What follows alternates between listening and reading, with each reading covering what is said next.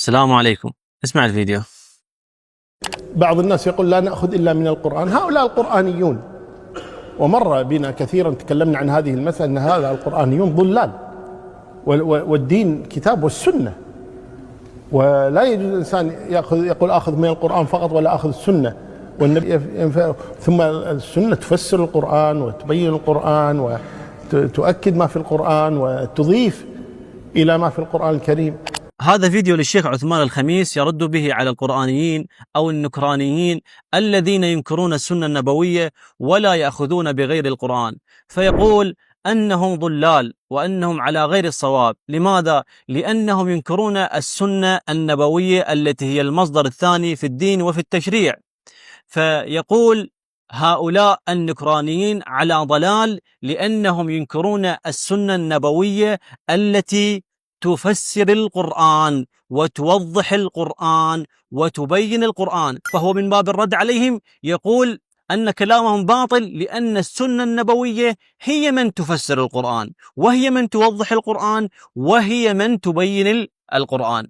وحقيقة كلام الشيخ عثمان الخميس في هذه الجزئية صحيح. لماذا؟ لأن السنة النبوية هي من تفسر القرآن وتوضح القرآن وتبين القرآن، بل أن أشرف مصادق السنة النبوية هي تفسير القرآن وتوضيح القرآن وتبيين القرآن. لأن وظيفة الأنبياء بشكل عام هي توضيح ما في الكتب السماوية وتبيين ما في الكتب السماوية وتبيين ما في الكتب السماوية، وهذه وظيفة النبي صلى الله عليه وآله وسلم التي بينها القرآن نفسه. القرآن الكريم وضح ما هي وظيفة النبي صلى الله عليه وآله وسلم، فقال: وأنزلنا إليك الذكر لتبين للناس ما نزل إليهم ولعلهم يتفكرون. ويقول الله عز وجل: وأنزلنا، يقول: إنا أنزلنا إليك الكتاب بالحق لتحكم بين الناس بما أراك الله ولا تكن للخائنين خصيما. فالنبي يبين ما في القرآن ويحكم بما أنزل الله عز وجل ويبين ما في القرآن ويفسر ما في القرآن. ويقول الله عز وجل أيضا: إن الذين يكتمون ما أنزلنا من البينات والهدى من بعد ما بيناه للناس في الكتاب أولئك يلعنهم الله ويلعنهم اللاعنون. فالقرآن الكريم وضح ما هي وظيفة النبي. وظيفة النبي هي تفسير القرآن، توضيح القرآن، تبيين القرآن، الحكم بأحكام القرآن.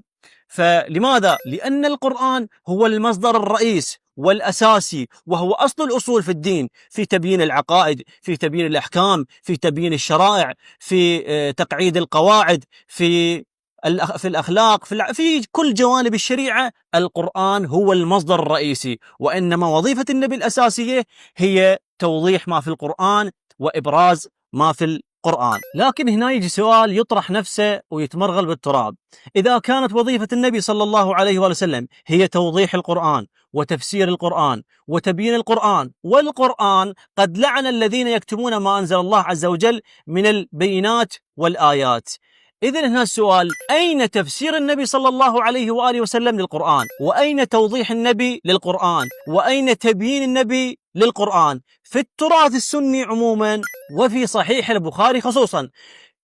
البخاري طبعا أصح الكتب بعد كتاب الله، هذا صحيح البخاري، خرج كتاب كامل تحت عنوان تفسير القرآن، يعني والبخاري مسمي كتابه المسند الصحيح، المسند الجامع الصحيح من أمور رسول الله صلى الله عليه وسلم.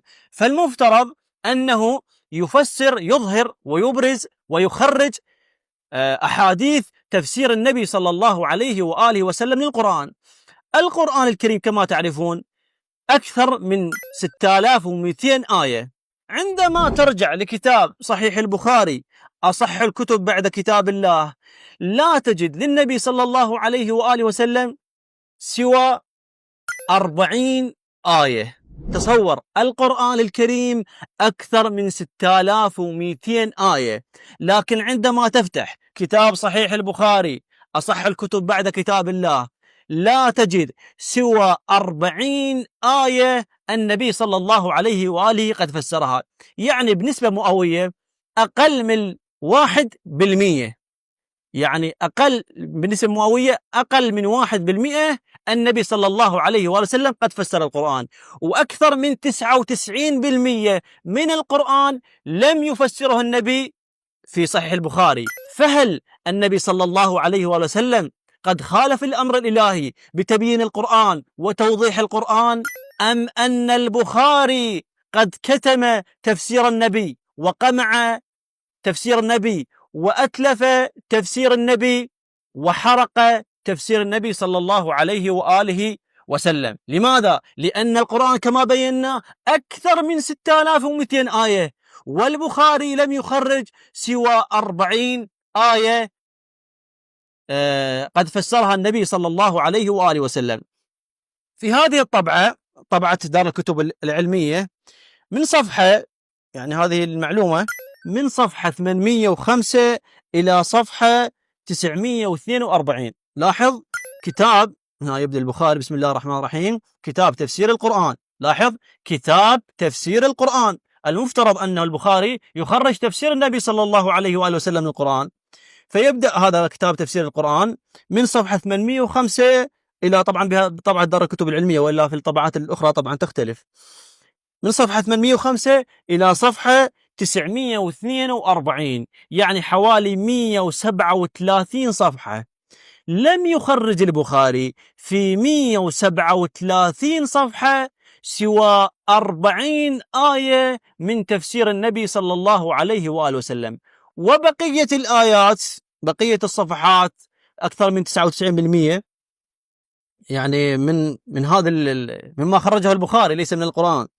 مما خرجه البخاري هو عن مجاهد، عن عكرمة، عن ابن عباس، عن أبي هريرة، عن أبي بن كعب، يخرج تفاسيرهم.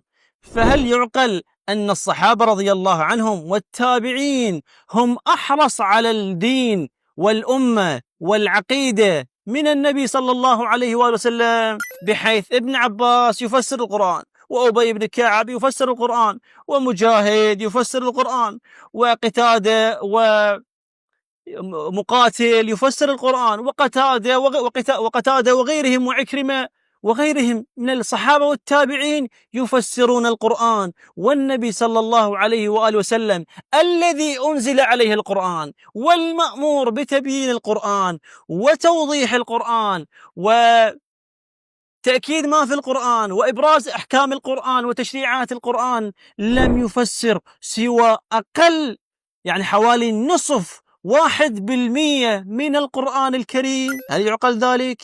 فأين تفسير النبي؟ هل النبي لم يبين القرآن، أم أن البخاري قد كتم تفسير النبي وقمع تفسير النبي وأتلف تفسير النبي وأحرق تفسير النبي، حتى يكتموا دين الله عز وجل الذي أبرزه وأراد إبرازه للناس وتوضيحه للناس، وأرادوا بذلك خلق دين جديد موازي للإسلام، مبني على التكفير والتجسيم والتطرف وإباحة الدماء والعنف والإسرائيليات والتوحيد اليهودي الجسمي الأسطوري والخرافات والأساطير والبدع الأموية.